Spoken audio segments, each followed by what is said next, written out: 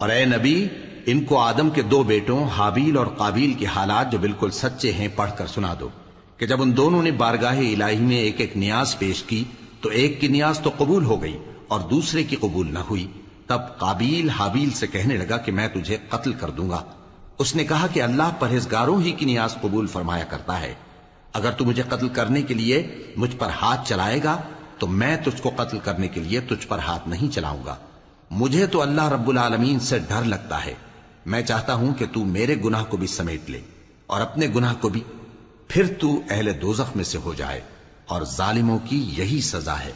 آخر اس کے یعنی قابیل کے نفس نے اس کو اپنے بھائی کے قتل ہی کی ترغیب دی تو اس نے اسے قتل کر دیا، پھر خسارہ پانے والوں میں ہو گیا۔ اب اللہ نے ایک کوا بھیجا جو زمین کریدنے لگا تاکہ اسے دکھائے کہ اپنے بھائی کی لاش کو کیسے چھپائے۔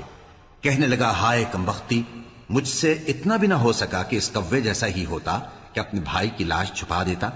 پھر وہ پشیمان ہو گئے۔ اس قتل کی وجہ سے ہم نے بنی اسرائیل کے ذمے یہ بات لکھ دی کہ جو شخص کسی کو ناحق قتل کرے گا، یعنی بغیر اس کے کہ جان کا بدلہ لیا جائے یا ملک میں خرابی کرنے کی سزا دی جائے، تو اس نے گویا تمام انسانوں کو قتل کیا، اور جو ایک انسان کی جان بچا لے تو گویا اس نے سارے انسانوں کو زندگی دی۔